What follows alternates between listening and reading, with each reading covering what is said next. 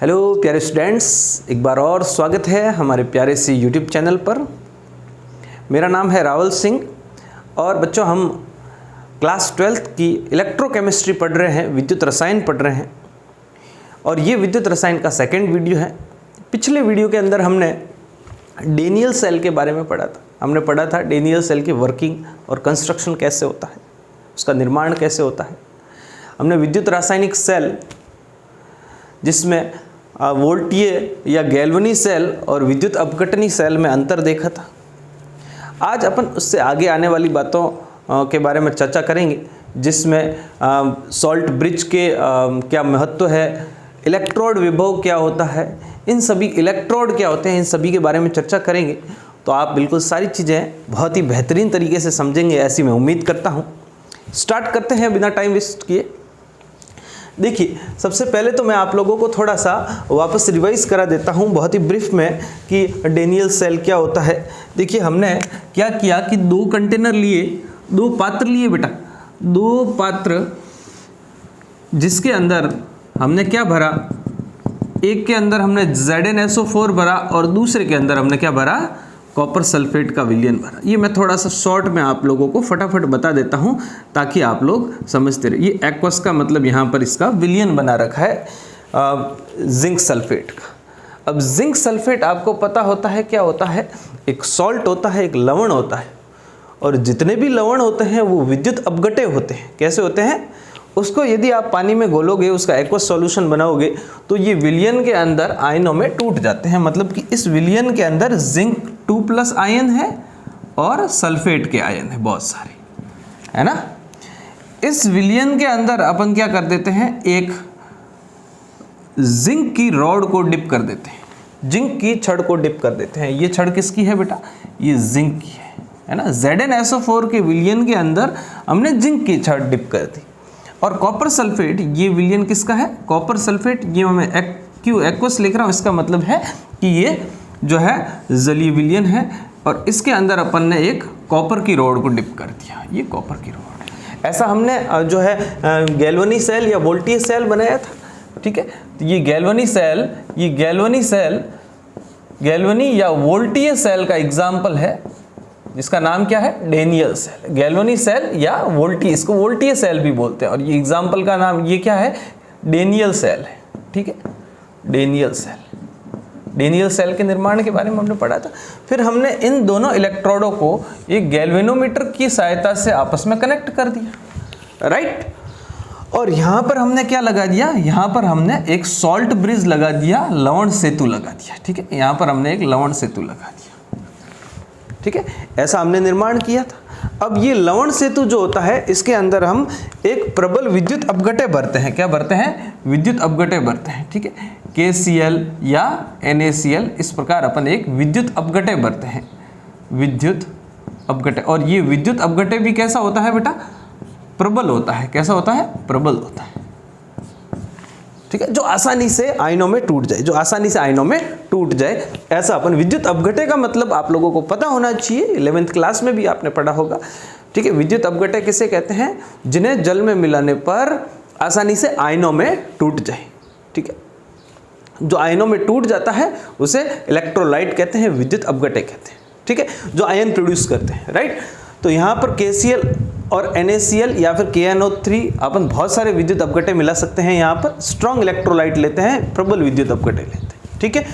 ये zinc sulphate का solution है और ये कॉपर सल्फेट का सॉल्यूशन है। इस सॉल्यूशन के अंदर बताओ, ये कॉपर सल्फेट का जलीय विलयन है, तो यहाँ पर बताओ कॉपर सल्फेट का आयन होंगे। और तो ये कौन कौन से आयन होंगे, एक कॉपर 2+ होगा और एक SO4 2- होगा, ठीक है। बहुत सारे कॉपर 2+ के और बहुत सारे SO4 2- के आयन्स होंगे, ठीक है। इस प्रकार कंस्ट्रक्शन हम करते हैं तो हम ये पाते हैं कि यहाँ से इस पे, इस इलेक्ट्रोड पे ऑक्सीडेशन होता है और इस पर रिडक्शन होता है, अपचयन होता है, ठीक है। इसको क्या बोलते हैं बेटा, एनोड बोलते हैं। इसको क्या बोलते हैं, एनोड। जहाँ पर ऑक्सीडेशन होता है उसको एनोड बोलते हैं। और ये क्या होता है, नेगेटिव होता है। मैंने आपको एक ट्रिक बताई थी, लोन, LOAN, आपको याद रखना है। लोन का मतलब लेफ्ट, ऑक्सीडेशन, ऑक्सीडेशन, ए का मतलब एनोड और N का मतलब नेगेटिव, ठीक है, लेफ्ट साइड में ऑक्सीकरण होगा, एनोड क्या होगा, नेगेटिव होगा। ये लेफ्ट साइड की बात करें तो राइट साइड में इसका उल्टा है, राइट साइड में अपचयन होगा, रिडक्शन होगा, और ये कैथोड क्या होगा, पॉजिटिव होगा। ये कैथोड क्या होगा, पॉजिटिव होगा। ठीक, ये सारी बातें हमने करी थी। एनोड पर क्या होता है, ऑक्सीकरण होता है। तो मैं यहां पर लिख देता हूं, एनोड पर क्या होता है बेटा, एनोड पर ऑक्सीकरण होता है। एनोड पर क्या होता है, ऑक्सीकरण होता है। और वो कौन सा होता है, यहाँ पर Zn, यहाँ पर लिख देता हूँ मैं, ये एनोड पर ऑक्सीकरण होता है। Zn 2 इलेक्ट्रॉन त्याग कर क्या बन जाता है, Zn2+। मतलब यहाँ से जिंक के आयन कहाँ पर आ रहे हैं, विलियन के अंदर आ रहे हैं। पहले क्या थे, सॉलिड थे, अब क्या बन गए हैं, एक्वस सॉल्यूशन में आ गए। ठीक है, तो मैं ये भी लिख सकता हूँ कि ये जिंक क्या है, सॉलिड है। ये तो छड़ वाला जिंक, इस छड़ वाले जिंक इलेक्ट्रॉन त्याग कर जिंक आयन बन रहे हैं, जो कि कहाँ आ रहे हैं, विलियन के अंदर आ रहे हैं। तो यहाँ पर मैं क्या लिख दूँ, एक्वस लिख दूँ, कोई समस्या नहीं। कैथोड पर क्या होता है बेटा, कैथोड पर अपचयन होता है। तो मैं यहाँ लिख देता हूँ कैथोड पर क्या होता है, अपचयन होता है। ठीक है, कैथोड पर क्या होता है, अपचयन होता है। तो कैथोड पर अपचयन होगा तो कैथोड की जो अभिक्रिया होगी वो कैसी होगी, कैथोड के ये कॉपर आयन जो कि एक्वस है, विलियन के अंदर वाले जो कॉपर के आयन हैं, ये यहाँ पर जो 2 इलेक्ट्रॉन त्यागे हैं, ये इलेक्ट्रॉन यहाँ पर ये जो छड़ है वो नेगेटिवली चार्ज हो जाती है, और ये विलियन जो है वो कैसा हो जाता है, पॉजिटिवली चार्ज हो जाता है। ये विलियन के अंदर जिंक के आयन आ रहे हैं और छड़ पर क्या आ रहा है, ऋणावेश आ रहा है। और ये ऋणावेश जो इलेक्ट्रॉन है वो गैल्वेनोमीटर से पार होते हुए कहाँ पर जाता है, कैथोड पर जाता है, और ये इलेक्ट्रॉन यहाँ पर आ जाते हैं। इलेक्ट्रॉन यहाँ से आएंगे तो ये कॉपर आयन क्या करता है, इन इलेक्ट्रॉनों को ग्रहण कर लेता है। इन इलेक्ट्रॉनों को ग्रहण करके क्या बन जाता है, कॉपर सॉलिड बन जाता है, और ये सॉलिड इस छड़ पर जमा होने लग जाता है। ये छड़ तो पतली होने लग जाती है और ये छड़ मोटी होने लग जाती है। ठीक है, तो ये कॉपर आयन जो है, ये कॉपर आयन, ये जो 2 इलेक्ट्रॉन जिंक ने त्यागे थे वही 2 इलेक्ट्रॉन ग्रहण करके क्या बन जाता है, Cu सॉलिड बन जाता है। ये कॉपर आयन ये कहाँ था, एक्वस में था, और ये सॉलिड है। ठीक है, ये एनोड की रिएक्शन है, ये कैथोड की रिएक्शन है। अगर हम सेल अभिक्रिया की बात करें तो इन दोनों को हम जोड़ देते हैं और ये बन जाती है आपके सेल अभिक्रिया। तो सेल अभिक्रिया कैसे बनती है, यहाँ पर इस साइड वालों को जोड़ दो, इलेक्ट्रॉन से इलेक्ट्रॉन काटोगे तो ये बन जाएगी Zn solid plus copper ion aqueous से क्या बन गया, Zn2+। ये विलियन में चला गया Zn आयन, और कॉपर क्या बन गया, सॉलिड। इस सेल अभिक्रिया से आप आसानी से समझ सकते हो कि जिंक का तो ऑक्सीकरण हुआ है 0 से। अब ये स्वतंत्र अवस्था में है तो इसकी ऑक्सीडेशन स्टेट कितनी है, 0 है। 0 से +2 हुआ है तो इसका तो ऑक्सीकरण हुआ है, और ये कॉपर पर +2 है, +2 से 0 गया तो इसका क्या हुआ है, अपचयन। तो ऑक्सीकरण और अपचयन साथ साथ हो रहे हैं, इसीलिए ये रेडॉक्स अभिक्रिया कहलाती है, और सेल के अंदर रेडॉक्स अभिक्रिया होती है। ठीक है, विद्युत अपघटनी सेल या विद्युत रासायनिक सेल में कौन सी अभिक्रिया होती है, रेडॉक्स अभिक्रिया होती है। होपफुली आपको समझ में आ रहा है। ठीक है, तो ये सेल अभिक्रिया बनी थी, राइट। तो आप लोगों को समझ में आ गया होगा कि यहाँ से इलेक्ट्रॉन जो है मूव करके यहाँ पर जाते हैं, और ये कॉपर आयन 2 इलेक्ट्रॉनों को ग्रहण करके जो है कॉपर सॉलिड बन जाता है। अब ये सॉल्ट ब्रिज लगाया ताकि ये परिपथ पूर्ण हो सके। अब आप लोग ये कह सकते हो कि सर इलेक्ट्रॉन तो इसमें इधर जा रहे हैं और धारा इसमें इधर आ रही है, ठीक है, और वो गैल्वेनोमीटर अपने को बताएगा कि धारा का विक्षेप किधर है, राइट। अब आप लोगों को ये चीज समझ में आ जानी चाहिए कि यहां पर ऑक्सीडेशन एनोड पर हो रहा है। जहां पर ऑक्सीडेशन होता है उसको क्या बोलते हैं, एनोड बोलते हैं, और जहां पर रिडक्शन होता है, अपचयन होता है, वहां पर उसको क्या बोलते हैं, कैथोड बोलते हैं। इसको अर्ध सेल भी बोलते हैं, क्या बोलते हैं, अर्ध सेल बोलते हैं। ठीक है, ये दोनों ही अर्ध सेल मिलकर ये पूर्ण रूप से डेनियल सेल का निर्माण करते हैं। ठीक है, ये सारी चीजें हमने डिस्कस करी थी। उसके बाद में हमने ये पढ़ा था, उसके बाद में बेटा हमने ये पढ़ा था कि इसको लिखते कहते हैं, सेल निरूपण कैसे करते हैं, सेल निरूपण कैसे करते हैं, सेल रिप्रेजेंटेशन कैसे करते हैं। सेल का रिप्रेजेंटेशन ऐसे करते हैं कि पहले लिखते हैं एनोड और फिर लिखते हैं कैथोड। तो सेल रिप्रेजेंटेशन ऐसे करते हैं एनोड, और फिर यहाँ पर 2 ऑब्लिक लगाऊंगा, 2 जो है ऊर्ध्वाधर रेखाएं खींचूंगा और यहाँ पर लिखूंगा मैं बेटा कैथोड। आपको ये चीज़ ध्यान रखनी है, ये सेल निरूपण कहलाता है। क्या कहलाता है? सेल निरूपण कहलाता है। ठीक है, सेल को इस प्रकार रिप्रेजेंट करते हैं, पहले एनोड लिखते हैं फिर कैथोड लिखते हैं। अगर मैं डेनियल सेल की बात करूंगा तो मैं ऐसे लिखूंगा कि एनोड पर क्या हुआ है बेटा, एनोड पर जिंक ने 1 ऑब्लिक लगाऊंगा, इसका मतलब यहां पर आगे ऑक्सीकरण या अपचयन हुआ, और जिंक का ऑक्सीकरण हो जाता है और ये क्या बन जाता है, Zn2+ बन जाता है। ठीक है, ये तो एनोड लिखा मैंने, ये तो क्या लिखा है, एनोड लिखा। फिर यहां पर ये सॉल्ट ब्रिज लगाऊंगा, इन 2 ऊर्ध्वाधर रेखाओं का मतलब होता है सॉल्ट ब्रिज, और यहां पर फिर कैथोड लिखूंगा। कैथोड, अच्छा यहां पर मैं क्या लिखूंगा, जिंक सॉलिड था, सॉलिड से क्या बन गया है, एक्वस बन गया है, विलियन के अंदर चले गए हैं जिंक 2+ आयन। और कॉपर के जो 2 आयन हैं, इन्होंने 2 इलेक्ट्रॉन ग्रहण किए, ये विलियन में थे, इन्होंने ग्रहण किए और क्या बन गया है, कॉपर सॉलिड बन गया है ना। तो इस प्रकार सेल का निरूपण करते हैं। ये अपन ने डेनियल सेल का निरूपण किया है। यहां पर ये क्या है, कैथोड है, राइट। और बहुत सारे एग्जाम्पल अपन पढ़ेंगे, इतनी चीजें अपन ने जो है पिछले वीडियो के अंदर डिस्कस करी थी। आज अपन सेल विभव के बारे में पढ़ेंगे, इलेक्ट्रोड विभव के बारे में पढ़ेंगे। ठीक है, इलेक्ट्रोड क्या होता है, उन सारी चीजों के बारे में डिस्कस करेंगे, राइट। नेक्स्ट बेटा अपने हैं सॉल्ट ब्रिज, जो आपने लवण सेतु लगाया है 2 अर्ध सेलों के बीच में, जो आपने लवण सेतु लगाया है, ये 2 अर्ध सेल है और ये इनके इलेक्ट्रोड है, ये इलेक्ट्रोड आपस में कनेक्टेड है। ठीक है, और यहाँ पर जो आपने सॉल्ट ब्रिज लगाया है, यहाँ पर आपने जो लवण सेतु लगाया है, इसके अंदर आपने NaCl या KCl भरा है, उसका क्या महत्व है उसके बारे में आपको लिखना है। ठीक है, तो आप लिखेंगे लवण सेतु का महत्व, लवण सेतु का महत्व, इसका भी क्वेश्चन 1 नंबर का पूछा जाता है। ठीक है, लवण सेतु का महत्व, ठीक है, इंपॉर्टेंस ऑफ सॉल्ट ब्रिज या रोल ऑफ सॉल्ट ब्रिज। ठीक है, चलिए मैं आप लोगों को बता दूं कि ये लवण सेतु क्या कर रहा है। सबसे ज़रूरी बात, ये लवण सेतु इन दोनों सेल के सर्किट को कंप्लीट कर रहा है। ठीक है, अगर ये लवण सेतु नहीं होता तो यहाँ पर विद्युत धारा का प्रवाह नहीं होता, क्योंकि सर्किट कंप्लीट नहीं होता है ना। तो ये लवण सेतु क्या कर रहा है, दोनों ही अर्ध सेल के इनर सर्किट मतलब इसको जो अंदर वाला भाग है, ये अंदर वाला जो भाग है, सॉल्यूशन वाला भाग, जो विलियन वाला भाग है, उसको तो बोलते हैं इनर सर्किट। क्या बोलते हैं बेटा, इनर सर्किट। और ये जो बाहर वाला भाग है, इलेक्ट्रोड से लेकर ये तार वाला, इसको बोलते हैं आउटर सर्किट, बाह्य परिपथ, आउटर सर्किट। ठीक है, तो ये क्या कर रहा है, आंतरिक सर्किट को कंप्लीट, बाह्य सर्किट तो कंप्लीट है, बाहर वाला सर्किट तो कंप्लीट है। ठीक है, इसका बाहर वाला सर्किट यहाँ गैल्वेनोमीटर तक मान लो, और इसका बाहर वाला सर्किट ये वाला मान लो, तो बाहर वाला सर्किट तो कंप्लीट है, कहीं भी ब्रेक नहीं है। लेकिन आंतरिक सर्किट इनकम्प्लीट होता अगर सॉल्ट ब्रिज आप हटा दो, तो आंतरिक सर्किट को कौन कंप्लीट कर रहा है, सॉल्ट ब्रिज कंप्लीट कर रहा है। तो मैं यहाँ लिखूंगा लवण सेतु आंतरिक परिपथ को पूर्ण करता है।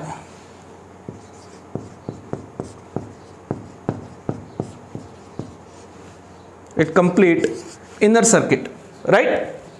ये बात तो क्लियर होगी। दूसरी बात, ये क्या करता है, दोनों ही सॉल्यूशन में, इसके अंदर भी आपने क्या डाल रखा है, ZnSO4, वो विद्युत अपघटय। ये भी क्या है, एक विद्युत अपघटय। विद्युत अपघटय का मतलब होता है जिसको जल में मिलाने पर आयनों में टूट जाता है, मतलब ये भी आयनों में टूटता है, तभी तो यहाँ पर Zn+2 और SO4 2- बनते हैं। और ये भी आयनों में टूटता है, तभी यहाँ पर Cu2+ और SO4 2- बनते हैं, है ना। तो यहाँ पर जब आपने ये वाला सॉल्यूशन और उसके साथ में ये इलेक्ट्रोड लगाया, तो यहां से Zn डिसॉल्व हो रहा है किस में, विलियन के अंदर। तो विलियन के अंदर Zn2+ की सांद्रता बढ़ रही है, प्लस की सांद्रता बढ़ रही है, और यहां पर नेगेटिव आवेश आ गया। मेरी बात समझ रहे हो कि नहीं समझ। तो यहां पर पॉजिटिव की सांद्रता, पॉजिटिव आवेश की सांद्रता बढ़ रही है। और इसी प्रकार अपन इस विलियन की बात करें तो यहां पर कॉपर तो रिएक्शन कर रहा है 2 इलेक्ट्रॉन के साथ में, और कॉपर सॉलिड की फॉर्म में बन रहा है, तो यहाँ पर जो कंसंट्रेशन है वो पॉजिटिव की घट रही है, पॉजिटिव की घट रही है तो किसकी कंसंट्रेशन बढ़ रही है, नेगेटिव की बढ़ रही है, मतलब यहाँ पर SO4 की कंसंट्रेशन बढ़ रही है। तो ये विद्युत रूप से उदासीनता का गुण नहीं है, मतलब कि आवेश को बैलेंस रखने के लिए लवण सेतु क्या करता है, यहाँ पर जैसे NaCl आपने भरा है तो यहाँ पर क्लोरीन देगा, क्या देगा, क्लोरीन, जिससे Zn क्लोरीन के साथ रिएक्शन करके ZnCl2 फॉर्म बन जाएगा। ठीक है, इसी प्रकार इसके अंदर ये Na देगा, क्या देगा, Na, और ये NaSO4 के साथ रिएक्शन करके Na2SO4 बन जाएगा। मतलब जितने कॉपर ऊपर गए हैं कॉपर आयन, उतने ही SO4 आयन के साथ में Na रिएक्शन कर देगा और Na2SO4 बने। जितने Zn एक्स्ट्रा आए हैं इस सॉल्यूशन के अंदर, इस विलयन के अंदर, उतने Zn एक्स्ट्रा हैं, उतने के साथ में क्लोरीन अभिक्रिया करके ZnCl2 उदासीन बना देगा और यहाँ पर Na2SO4 उदासीन बन जाएगा, है ना। तो यहाँ पर विद्युत उदासीनता, दोनों ही विद्युत अपघटकों के विलयन को विद्युत उदासीन बनाए रखने के लिए कौन कार्य करता है, लवण सेतु कार्य करता है। ये बहुत इंपॉर्टेंट पॉइंट है, आपको ध्यान रखना है। ठीक है, तो लवण सेतु क्या करता है, विद्युत अपघटकों के विलयन को विद्युत रूप से उदासीन बनाए रखता है।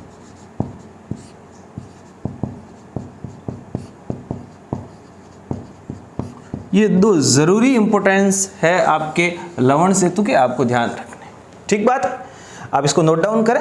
नेक्स्ट आपका टॉपिक है बेटा इलेक्ट्रोड। क्या है, इलेक्ट्रोड। मैं आपको बताऊंगा इलेक्ट्रोड किसे कहते हैं, ठीक है, और इलेक्ट्रोड कितने टाइप के होते हैं।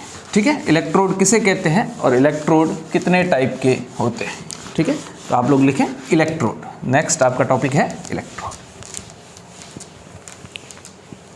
ठीक है बेटा, होपफुली आपको सारी चीजें अच्छे से समझ में आ रही है। ठीक है, चलिए नेक्स्ट आपके क्या टॉपिक है, इलेक्ट्रोड।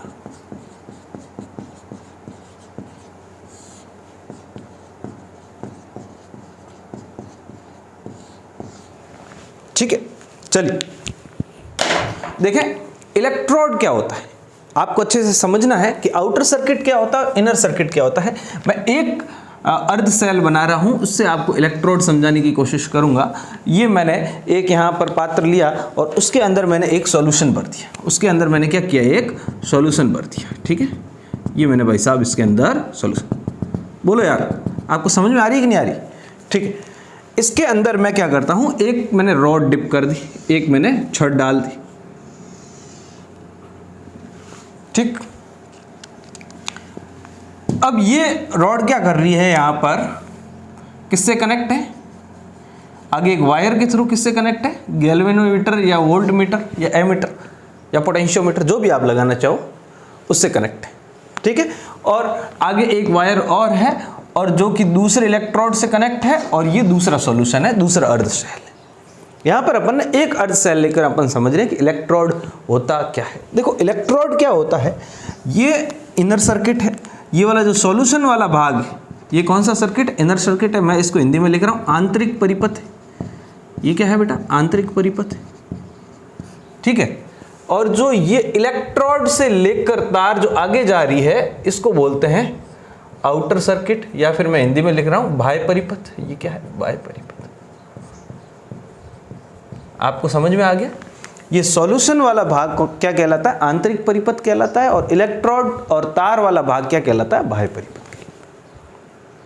ठीक है, अब बाह्य परिपथ मतलब ये तार वाला भाग, और आंतरिक परिपथ मतलब ये सॉल्यूशन वाला भाग। अब आंतरिक परिपथ और बाह्य परिपथ इस तार वाले भाग को जोड़ने का जो कार्य करता है उसको इलेक्ट्रोड कहते हैं। इसको क्या कहते हैं, इलेक्ट्रोड कहते हैं। ठीक, बोलो। तो इलेक्ट्रोड की सिंपल सी परिभाषा है, वो आपको ध्यान रखनी है। इलेक्ट्रोड किसे कहते हैं, किसी भी अर्ध सेल में, किसी भी अर्ध सेल में आंतरिक परिपथ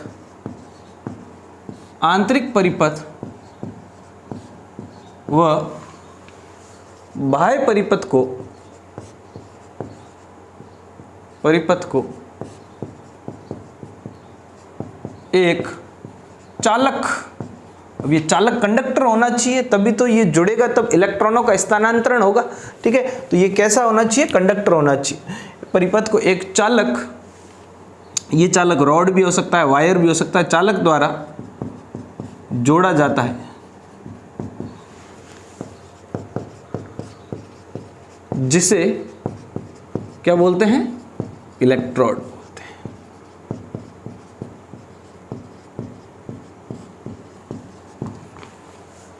ठीक, अब ये इलेक्ट्रोड क्या क्या हो सकता है? ये इलेक्ट्रोड आपके रॉड हो सकता है, रॉड मतलब छड़ हो सकता है, वायर हो सकता है, ठीक है, तार हो सकता है, एक्सेट्रा।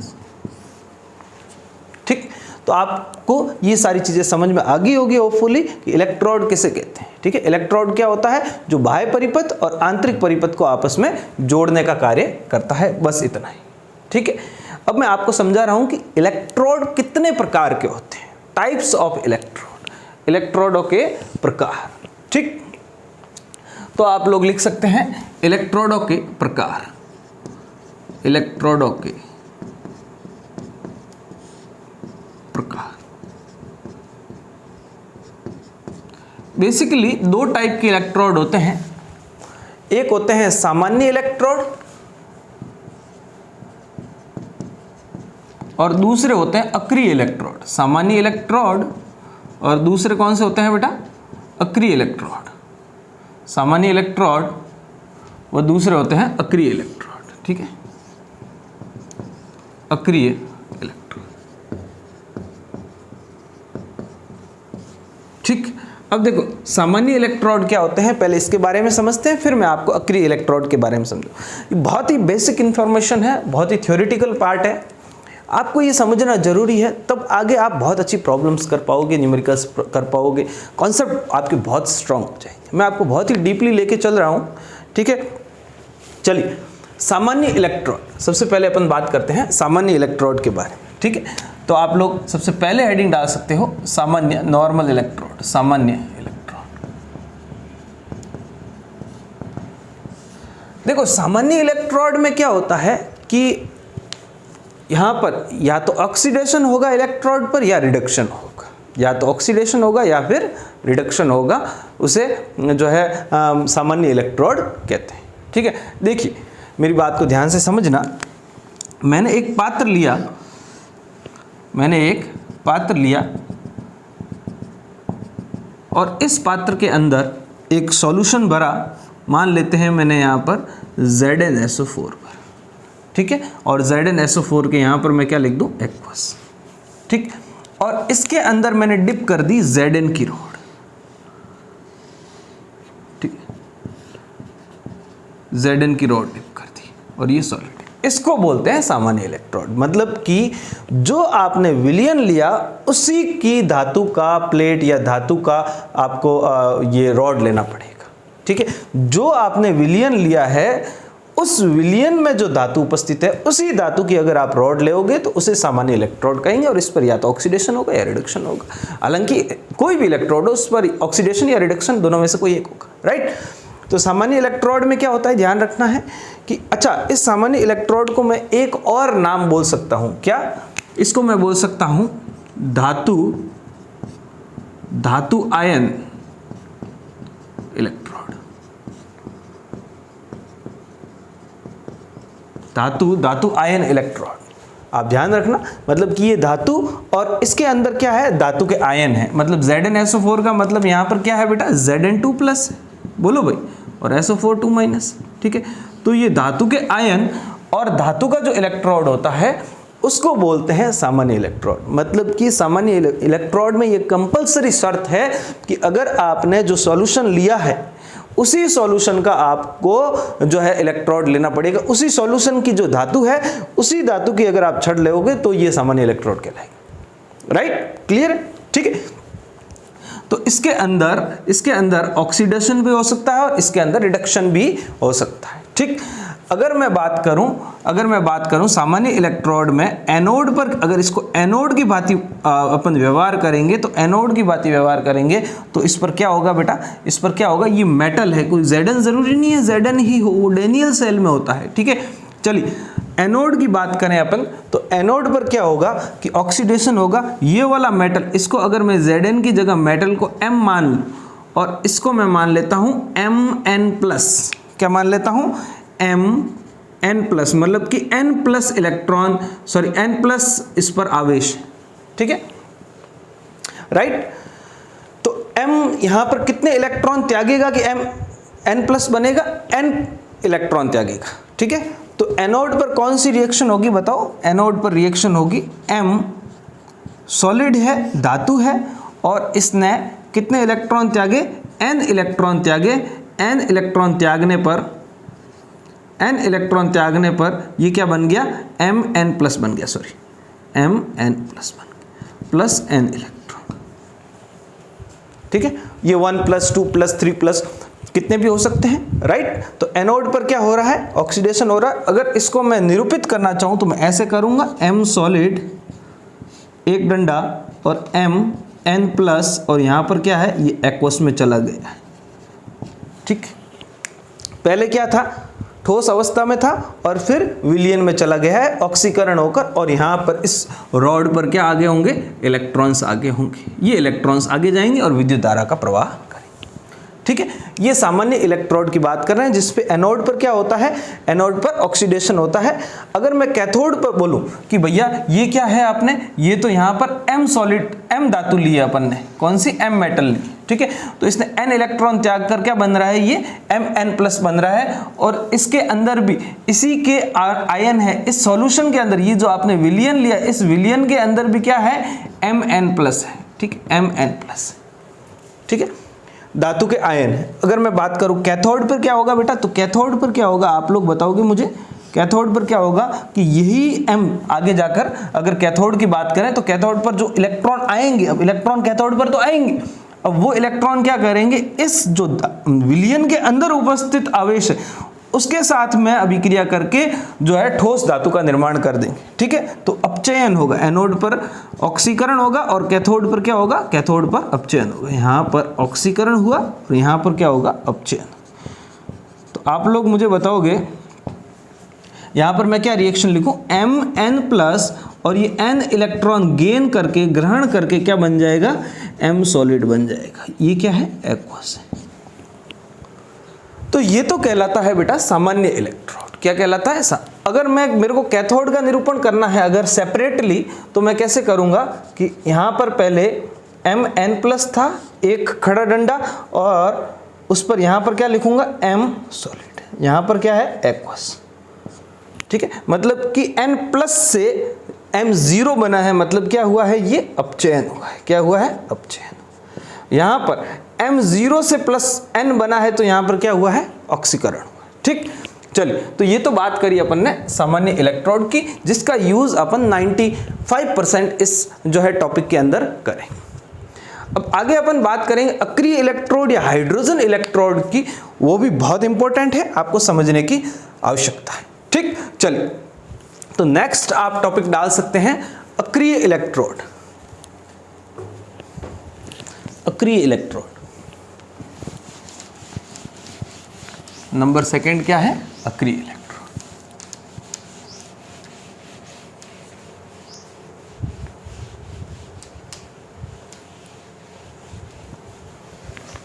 राइट, चलिए, अक्रिय इलेक्ट्रोड हेडिंग डालें, अक्रिय इलेक्ट्रोड। इनर्ट इलेक्ट्रोड नंबर 2, अक्रिय इलेक्ट्रोड।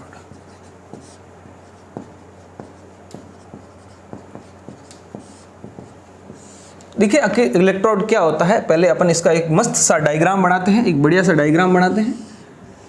ये मैंने यहाँ पर एक कंटेनर ले लिया। अब मैं क्या करता हूँ, इसके अंदर मैं क्या करूँगा, एक ऐसी कांच की ट्यूब लूँगा। क्या करेंगे, इसके अंदर एक कांच की ट्यूब लेंगे।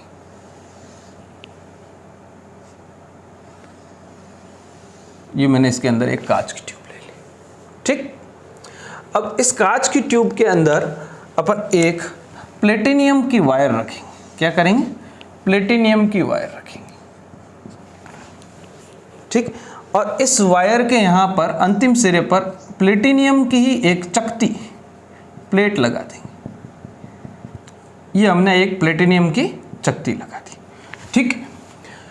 फिर हम क्या करते हैं, यहाँ पर इस धातु की कांच की जो आपने यहाँ पर एक ट्यूब ली है, इसके अंदर हाइड्रोजन गैस प्रवाहित करो। कौन सी गैस? हाइड्रोजन गैस, ठीक है। अलग अलग गैसेस भी होती है, लेकिन मैं पहले आपको हाइड्रोजन से अक्रिय इलेक्ट्रोड बनाकर दिखा रहा हूँ। फिर आप कोई सी भी गैस से बना सकते हो। अपने जितने भी क्वेश्चंस हैं 12th क्लास में बोर्ड के लिहाज से आपको हाइड्रोजन गैस मिलने वाली है, ठीक है। और अगर आप कंपटीशन के पर्सपेक्टिव से देखें तो आपको अलग अलग गैसेस भी मिलेगी। मैं आप लोगों को बता दूंगा कि कौन सी गैस के लिए कौन सा आयन आपको लेना है, ठीक है। अपन डिटेल में समझेंगे, ठीक है। अक्रिय इलेक्ट्रोड अपन बनाने के लिए क्या करते हैं, कांच की ट्यूब ली मैंने, उसके अंदर एक प्लेटिनियम का वायर रखा और यहाँ पर ये प्लेटिनियम की ही चकती लगा दी, ठीक है। इस पात्र के अंदर मैं एक सॉल्यूशन भरूंगा। उसके अंदर जो आपने गैस ली है उस गैस का आयन होना चाहिए। कौन सी गैस ली है आपने? हाइड्रोजन गैस ली है, तो इसके अंदर हाइड्रोजन का आयन होना चाहिए। और हाइड्रोजन आयन ज्यादातर किस में होता है बेटा? अम्लों में होता है। तो यहाँ पर अपन अम्ल लेते हैं। क्या लेते हैं? अम्ल लेते हैं। तो यहाँ पर H+ आयन होना चाहिए इस विलयन के अंदर, H+। तो अम्ल भी क्या होते हैं? जो प्रबल अम्ल होते हैं मुख्य रूप से वो भी इलेक्ट्रोलाइट होते हैं, विद्युत अपघट्य होते हैं। उनको भी आप जल में मिलाते हो तो हाइड्रोजन आयन देते हैं, मतलब आयनों में टूट जाते हैं। और जो आयनों में टूट जाता है वो इलेक्ट्रोलाइट होता है। क्या होता है? विद्युत अपघट्य होता है। मेरी बातों को बहुत अच्छे से आप समझ रहे हो, ऐसी मैं उम्मीद कर रहा हूँ, है ना। चलिए, तो यहां पर जो आप सॉल्यूशन लेओगे वो आप HNO3 ले सकते हो, नाइट्रिक एसिड HCl ले सकते हो, H2SO4 ले सकते हो, है ना। तो आपने हाइड्रोजन गैस इसके अंदर प्रवाहित की और यहां पर पहले से ही इस विलयन के अंदर कौन सा आयन है? H+ आयन है। यहां पर हाइड्रोजन गैस आएगी यहां से, यहां से, यहां से। अब क्या होगा बच्चों, आप बहुत ही ध्यान से समझेंगे। मैं इसको थोड़ा सा इधर लिख देता हूं ताकि मेरे को इधर रिएक्शंस लिखनी है ना। चलिए, तो यहाँ पर इस विलयन के अंदर आप क्या क्या भर सकते हो? HCl भर सकते हो, HNO3 भर सकते हो, H2SO4 भर सकते हो, और भी जो H+ आयन देते हैं वो एसिड भर सकते हो, राइट। चलिए, तो देखें, ध्यान से समझें कि यहाँ पर हाइड्रोजन गैस आई। ये हाइड्रोजन गैस क्या करती है बेटा? इस चकती के साथ में, प्लेटिनियम की चकती के साथ में जो है रिएक्शन करती है। इस प्लेटिनियम की चकती के साथ में ये क्या करती है? रिएक्शन करती है, ठीक है। मतलब कि सॉरी, यहाँ पर ये आके यहाँ इस प्लेटिनियम की चकती के साथ में कोलिजन करती है, मतलब टकराती है। उसी समय क्या होता है कि ये जो हाइड्रोजन आयन इस विलयन के अंदर मौजूद है, ये भी इसके साथ में क्या करता है? टकराता है। मेरी बात को ध्यान से सुनना, आपको 1% भी रटने की जरूरत नहीं पड़ेगी, है ना। चलिए, तो देखो, हाइड्रोजन आयन यहां पर आया, उसने प्लेटिनियम की चकती के साथ में क्या किया? प्लेटिनियम की चकती के साथ में इसने टकराया और यहाँ पर H+ आयन है वो भी इस प्लेटिनियम की चकती के साथ में टकराता। जब ये हाइड्रोजन गैस इस प्लेटिनियम की चकती के साथ में टकराती है, तो मैं आपकी जानकारी के लिए बता दूं कि ये हाइड्रोजन क्या करती है? हाइड्रोजन गैस क्या करती है? हाइड्रोजन आयन त्याग देती है। क्या कर देती है? इलेक्ट्रॉन त्याग देती है और क्या बना देती है? हाइड्रोजन आयन बना देती है ना। इलेक्ट्रॉन त्याग कर हाइड्रोजन आयन बना देती है। और ये हाइड्रोजन आयन कहां पर आ जाते हैं? ये हाइड्रोजन आयन विलयन में आ जाते हैं, राइट। अब ये H+ आयन जब चकती से टकराते हैं तो ये वाली अभिक्रिया तो कब होगी? ये वाली अभिक्रिया जब होगी जब ये इलेक्ट्रोड किसके रूप में कार्य करेगा? एनोड के रूप में कार्य करेगा। तो क्या हो रहा है? ऑक्सीकरण। जब ये H+ आयन अगर हाइड्रोजन गैस के फॉर्म में बने तो ये अभिक्रिया कब होगी? जब ये इलेक्ट्रोड किसके रूप में कार्य करेगा? कैथोड के रूप में कार्य करेगा। जब ये इसके अंदर उपस्थित H+ आयन इलेक्ट्रॉन के साथ में इलेक्ट्रॉन को ग्रहण कर क्या बना देंगे? हाइड्रोजन गैस बना देंगे, ठीक है। इस इलेक्ट्रोड को गैस आयन इलेक्ट्रोड भी कहते हैं। मतलब कि यहां पर आपने गैस का यूज किया और अंदर क्या है, गैस का आयन, इसको गैस आयन इलेक्ट्रोड भी कहते हैं। अब मजे की बात, इसको हाइड्रोजन इलेक्ट्रोड कहते हैं, ये वाला इलेक्ट्रोड जो है वो हाइड्रोजन इलेक्ट्रोड। अब मजे की बात ये है कि जो ये प्लेटिनियम है, ये जो प्लेटिनियम धातु है, ये अभिक्रिया में भाग नहीं लेती है। मैं आपकी जानकारी के लिए बता दूं, इलेक्ट्रोड किसे कहते हैं? इलेक्ट्रोड कहते हैं जो इनर सर्किट और आउटर सर्किट को जो है आपस में जोड़े, कनेक्ट करे। अभी आउटर सर्किट ये है, ये आउटर सर्किट है, और इनर सर्किट ये है, ये इनर सर्किट है। अब मुझे बताओ, इनर सर्किट और आउटर सर्किट को जोड़ कौन रहा है? पीटी जोड़ रहा है। इसी को तो इलेक्ट्रोड बोलेंगे, इसी को तो इलेक्ट्रोड बोलेंगे। इलेक्ट्रोड की डेफिनेशन तो सर आपने ये लिखाई थी। लेकिन अक्रिय इलेक्ट्रोड के अंदर जो धातु आप आउटर और इनर को आपस में जोड़ने के लिए यूज करते हैं, वो धातु अभिक्रिया के अंदर, ऑक्सीकरण अभिक्रिया के अंदर, अपचयन अभिक्रिया के अंदर भाग नहीं लेती है। ऐसे इलेक्ट्रोडों को अक्रिय इलेक्ट्रोड कहते हैं। तो मैं अक्रिय इलेक्ट्रोड की परिभाषा लिख देता हूं आपके लिए, बढ़िया। अक्रिय इलेक्ट्रोड किसे कहते हैं? ऐसे इलेक्ट्रोड जो बाह्य परिपथ, ऐसी धातु लिख देता हूं, ऐसी चालक धातु जो बाह्य परिपथ व आंतरिक परिपथ को आपस में जोड़ते हैं, आंतरिक परिपथ को आपस में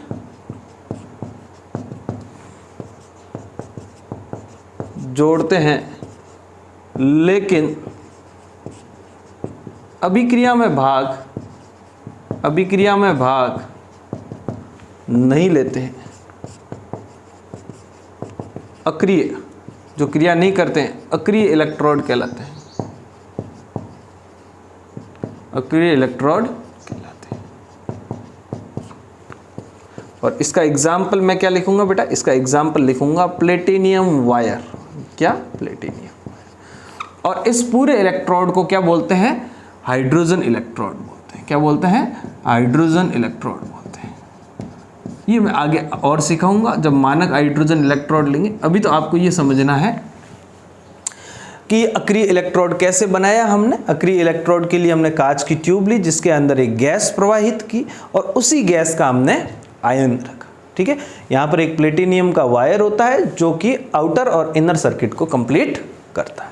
राइट, ठीक है।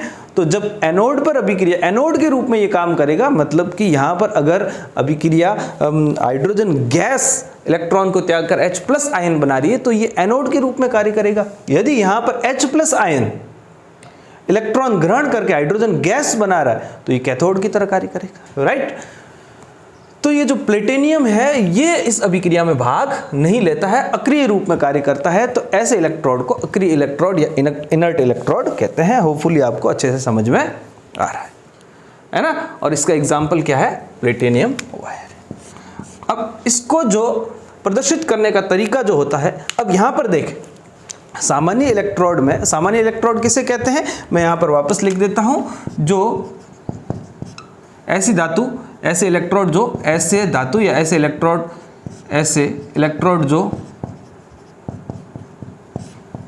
जो रासायनिक अभिक्रिया में भाग लेते हैं, आप देख सकते हो कि ये मेटल रासायनिक अभिक्रिया में भाग ले रहा है कि नहीं ले रहा। ये जो धातु है, ये इलेक्ट्रॉन त्याग रही है और Mn+ बना रही है। तो ये धातु इलेक्ट्रॉन त्याग कर Mn+ बना रही है, रासायनिक अभिक्रिया में भाग ले रही है, इसी की रासायनिक अभिक्रिया बन रही है। लेकिन यहाँ पर प्लेटिनियम की कोई रासायनिक अभिक्रिया नहीं बन रही। और इसी प्रकार कैथोड पर भी देखोगे तो ये आयन, ये जो सॉल्यूशन का आयन है, वो इलेक्ट्रॉन ग्रहण करके वापस क्या बन जा रहा है? M सॉलिड बन जा रहा है। राइट, तो ये रासायनिक अभिक्रिया में भाग लेते हैं इलेक्ट्रोड, और ये रासायनिक अभिक्रिया में भाग नहीं लेते हैं अक्रिय इलेक्ट्रोड। होपफुली आपको समझ में आ गया होगा। ठीक, तो एनोड पर अभिक्रिया होगी जब हाइड्रोजन इलेक्ट्रॉन त्याग कर H+ बनेगा और कैथोड के रूप में जब कार्य करेगा तो ये हाइड्रोजन इलेक्ट्रॉन ग्रहण करके हाइड्रोजन गैस फॉर्म्ड करेगा या हाइड्रोजन गैस बनाएगा। राइट, चलिए, और इसका एग्जाम्पल क्या है? प्लेटिन। अब इसको प्रदर्शित करने का तरीका देखो, इसका जो निरूपण होता है वो आप समझे इस इलेक्ट्रोड का, ठीक है। इसको ऐसे व्यक्त करते हैं, प्लेटिनियम कॉमा हाइड्रोजन गैस से क्या बन गया? H+ आयन बन गया, और ये H+ आयन क्या है? एक्वस। ये तो कब होगा? जब ये किसके रूप में कार्य करेगा? ये कार्य करेगा एनोड के रूप में। किसके रूप में कार्य करेगा? एनोड के रूप में। अगर आप इसको कैथोड के रूप में कार्य कराना चाहते हो तो फिर आपको ऐसे लिखना पड़ेगा, H+ ऑब्लिक आपके क्या बन गई है? H2 गैस बन गई है, ठीक है, और कॉमा प्लेटिनियम, जब ये कैथोड के रूप में कार्य करेगा, ठीक। कैथोड में यहाँ पर क्या हुआ है? अपचयन हुआ है, ये +1 से 0 पे पहुँच गया है और यहाँ पर 0 से +1 पे पहुँच गया है, तो यहाँ पर ऑक्सीकरण हुआ, ठीक है। तो होपफुली ये इलेक्ट्रोड, अक्रिय इलेक्ट्रोड आपको अच्छे से समझ में आ गया है। राइट, नेक्स्ट टॉपिक अपन पढ़ेंगे इलेक्ट्रोड पोटेंशियल, ठीक है, इलेक्ट्रोड विभव, ठीक। चलिए इसको आप कॉपी कीजिए, फिर अपन नेक्स्ट टॉपिक देखते हैं।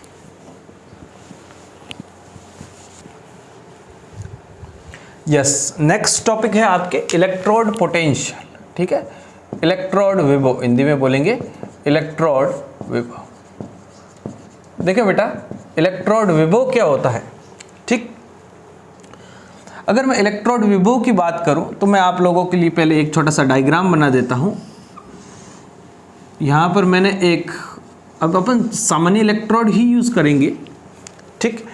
यहां पर मैंने एक इलेक्ट्रोड लिया, एक धातु की छड़ ली, और इस विलयन के अंदर मैंने उसी धातु का क्या लिया है? उसी धातु का सॉल्यूशन लिया है, ठीक है।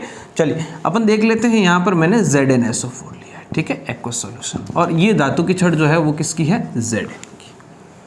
राइट, अब देखें, अब ये Zn क्या करता है बेटा? ये Zn क्या करता है? इलेक्ट्रॉनों को, ये Zn जो है इलेक्ट्रॉनों को त्यागता है और Zn2+ बनाता है, और ये Zn2+ यहाँ पर आ जाते हैं, ठीक। अब ये Zn2+ यहाँ पर आ जाते हैं, तो यहाँ पर क्या होता है? यहाँ पर ये छड़ नेगेटिवली चार्ज हो जाती है और ये सॉल्यूशन पॉजिटिवली चार्ज हो जाता है। जब कभी भी पॉजिटिव और नेगेटिव दो आवेश उत्पन्न हो जाते हैं, आवेशों का सेपरेशन हो जाता है, तो वहाँ पर विभव उत्पन्न होता है। वहाँ पर क्या उत्पन्न होता है? विभव उत्पन्न होता है, ठीक है। तो यहाँ पर आप देख रहे हो कि इस रॉड पर और इस विलयन पर, दोनों पर चार्ज उत्पन्न हो गए हैं, और इस कारण इस पर एक विभव उत्पन्न होगा। मेरी बात समझ रहे हो कि नहीं समझ रहे हो? ठीक है।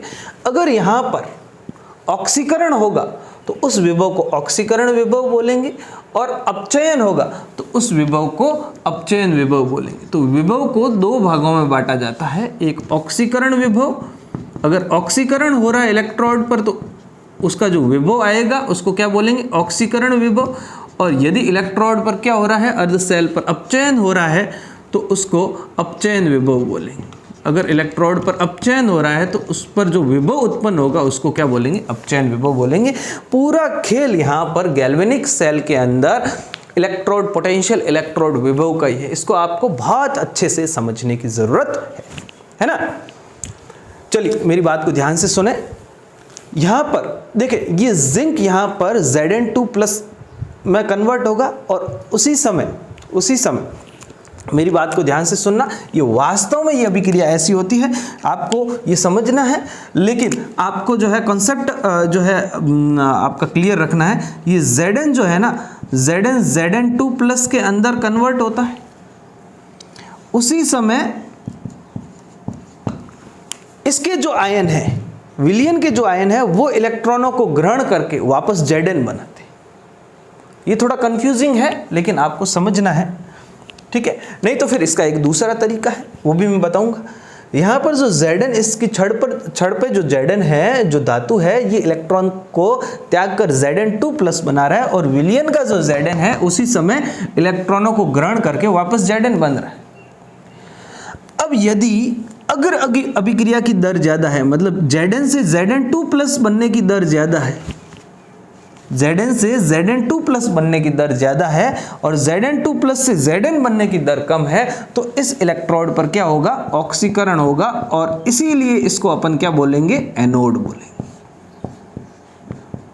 अगर ये दर ज़्यादा है, Zn से Zn2+ बनने की दर Zn2+ से Zn बनने की दर से ज़्यादा है, तो फिर इसको क्या, यहाँ पर क्या होगा, ऑक्सीकरण होगा, और ऑक्सीकरण होगा तो इसको अपन क्या बोलेंगे, एनोड। मैंने स्टार्टिंग में बोला था आपको कि एनोड और कैथोड ये पॉजिटिव और नेगेटिव क्यों होते हैं, आपको ये बताएंगे। तो यहाँ पर एनोड नेगेटिव होता है। एनोड नेगेटिव होता है, क्यों होता है, क्योंकि यदि यहाँ पर ऑक्सीकरण की दर ज़्यादा होगी, ऑक्सीकरण की दर ज़्यादा होगी तो विलयन में तो Zn2+ आएगा और इस छड़ पर क्या आ जाएगा, माइनस आ जाएगा, है ना, तो माइनस आ जाएगा, इसीलिए एनोड यहाँ पर क्या होते हैं, नेगेटिव होते हैं।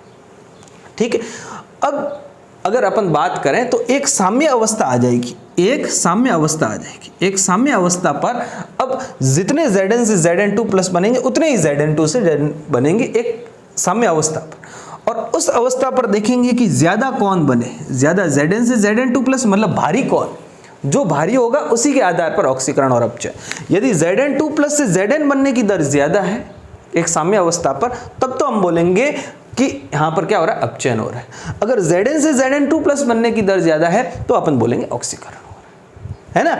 तो उस समय भी आप लोगों को देखोगे, अगर ऑक्सीकरण हो रहा है तो इस इलेक्ट्रोड पर क्या आ जाएंगे, नेगेटिव आवेश आ जाएंगे, और यहाँ पर सॉल्यूशन कैसा हो जाएगा, पॉजिटिव। यदि ऑक्सीकरण हो रहा है तो Zn से Zn2+ बनने की दर ज़्यादा है, ठीक है, इससे ये बनने की दर ज़्यादा है, तो जीता कौन है, Zn से Zn2+ बना है, 2+ बना है, तो ये जो विलयन है वो पॉजिटिवली चार्ज हो जाएगा और जो इलेक्ट्रोड है वो नेगेटिवली चार्ज हो जाएगा, है ना।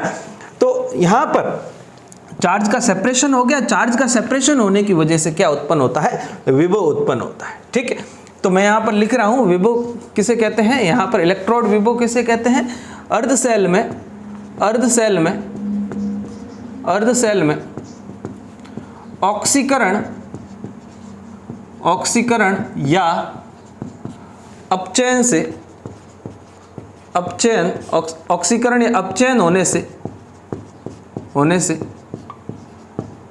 इलेक्ट्रोड, यहाँ पर मैं लिख रहा हूँ धातु छड़, वह विलयन में आवेशों का अंतर उत्पन्न हो जाता है,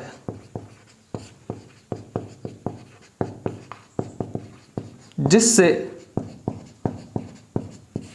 एक विभव का निर्माण होता है, विभव उत्पन्न होता है, ऐसे लिख देते हैं, उत्पन्न होता है,